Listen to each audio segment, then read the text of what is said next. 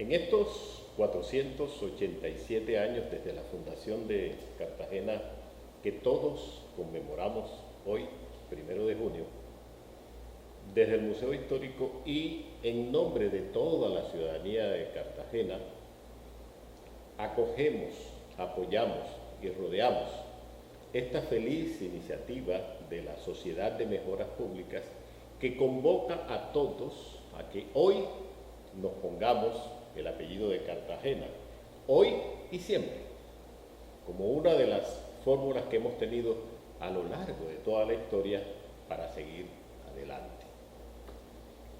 Aunque tenemos mil razones para estar orgullosos, para festejar, para conmemorar, como se debe, este paso glorioso de Cartagena por la historia, hoy queremos destacar los momentos difíciles a lo largo de toda la historia que también han generado la gran fortaleza de la ciudad. Hace unos días, en una magistral conferencia, el historiador Alfonso Mudera nos hacía un recuento de todas las tragedias causadas por las distintas pestes que a lo largo de la historia habían atacado a esta ciudad y cómo, a pesar de esas tremendas dificultades, siempre la ciudad ha seguido adelante. Y nos ponía, por ejemplo, el caso, por acercarnos a nuestra realidad hoy con esta pandemia universal que hoy también nos tiene sitiados, el caso de la tremenda peste del siglo XIX, del cólera que llegó y atacó e hizo daño en buena parte de la población de Cartagena. Pero aún así, la ciudad siguió adelante. Hoy, tal vez uno de los hechos más parecidos por lo que sentimos dentro de la ciudad es este sitio que nos ha impuesto esta pandemia universal bautizada como el COVID-19, como el coronavirus, y que nos hace también recordar, evocar un poco en los acontecimientos heroicos de Cartagena, el sitio de 1815. Es tal vez la vivencia más cercana que podemos tener en la historia a lo que estamos viviendo hoy con el coronavirus. En estos días de encierro forzado al que nos hemos visto sometidos todos en el mundo y particularmente en Cartagena, una de las páginas que mejor nos evocan esta realidad de hoy son, sin duda, el recuerdo del sitio que vivió Cartagena en 1815, es decir, hace 200 y tantos años. Es probablemente lo más parecido. En ese momento, igual que ahora, la ciudad fue víctima de una agresión que ya trascendía el orden local y tenía más que ver con toda la alta política internacional.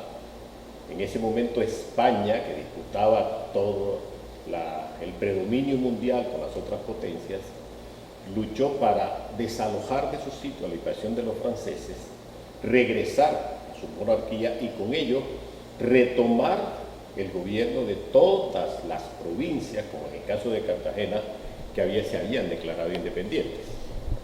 Es decir, desconocer lo que ya habíamos hecho a partir del 11 de noviembre de 1811, cuando nos declaramos independientes y cuando creamos el Estado libre y soberano de Cartagena, en lo que hoy son los departamentos de Atlántico, Bolívar, Córdoba y Sucre. Su capital Cartagena, con su propia bandera, que es la cuadrilonga, su propia constitución, que hoy todavía constituye un elemento cuya lectura sigue siendo vigente 200 y tantos años después. Pues eso fue lo que defendimos, esa independencia, esa posibilidad de ser ciudadanos, de ser libres, de ejercer nuestra propia autonomía política y como personas.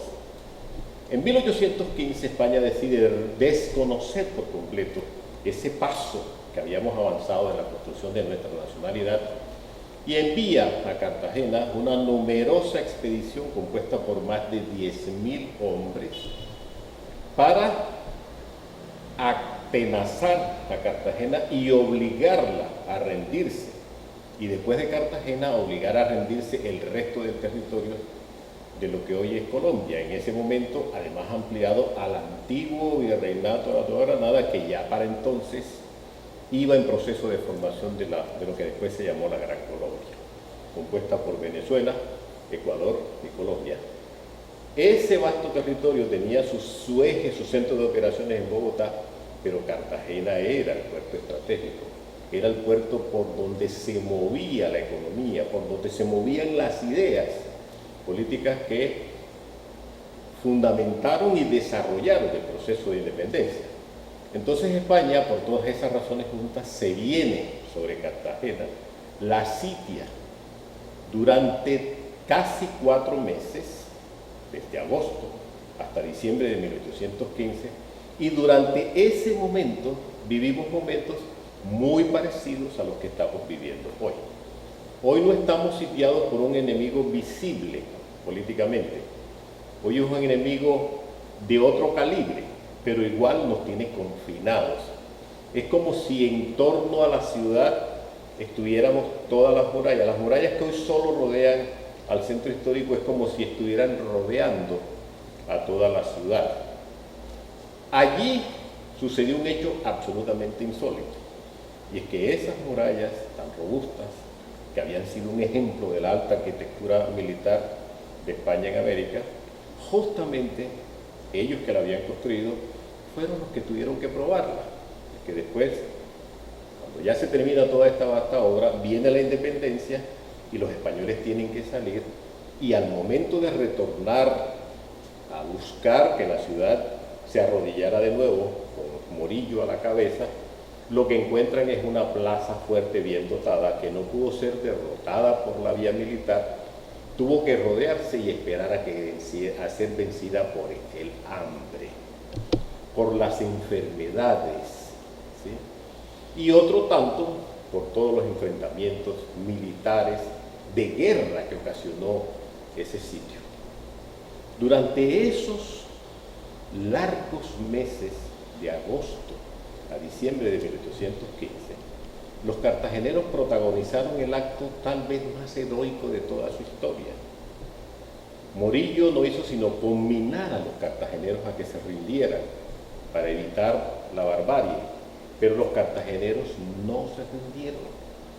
Siguieron siendo fieles a ese compromiso firmado en 1811 de luchar hasta con la última gota de sangre por su independencia, y así lo cumplieron. Prefirieron morirse por el hambre, encerrados, comerse hasta las ratas, hasta los cueros de las ratas, antes que rendirse en la ciudad. De tal manera que al momento de entrar Morillo, 6 de diciembre de 1815, lo que encuentra es una ciudad muerta de hambre, vencida completamente. Los cadáveres regados por todas partes, los vivos cartageneros caminaban sosteniéndose por las paredes, los gallinazos pululaban por todas partes, se comían los cadáveres en las calles. Así que entra Morillo, acaba el sitio, y luego viene la otra etapa más cruel todavía que el mismo sitio, que fue el hecho de buscar entre los cartageneros a los líderes de ese movimiento. Ya algunos habían muerto por el hambre, otros habían muerto en el intento de fugarse, de buscar la vida en otra parte. Hubo 2 intentos grandes, uno por mar y otro por tierra, ambos fracasaron y no tuvieron sino que quedarse aquí. Hubo algunos que lograron cruzar ese cerco y tuvieron muchos destinos inciertos. Pero quienes se quedaron enfrentaron entonces lo más grueso. De eso que hoy podemos decir una pandemia fue la bota de Morillo buscando a todos los líderes del movimiento. Organizó un consejo de guerra sumario y el 24 de febrero de 1816, es decir, apenas un mes, casi 2 meses después de su entrada, fusiló sin fórmula de juicio a los cabecillas, pero eso fue el acto oficial, eso fue como el gran escarmiento público, porque antes de eso, desde el momento de la entrada de Morillo hasta ese momento, hubo muchos fusilamientos masivos, hubo muchos otros muertos en los enfrentamientos de guerra, de tal manera que a los 6.000 muertos por el hambre del sitio hay que sumar otros tantos. De acuerdo con los cálculos que han hecho algunos historiadores, son algo más de 3.000 más muertos, sumados a los que murieron también de los españoles muertos en este intento. En este momento podemos decir que la ciudad perdió más de la mitad de su población en un momento en que tenía algo más de 20.000 habitantes. Hoy la diferencia es notable. En ese momento fuimos capaces de resistir en favor de un ideal, es decir, animados por ese ideal. Hoy tenemos una gran desventaja. Nos hace falta como cartageneros esa unión, nos ha hecho falta involucrar a todos los sectores de la población en este solo puño que debe ser la ciudad.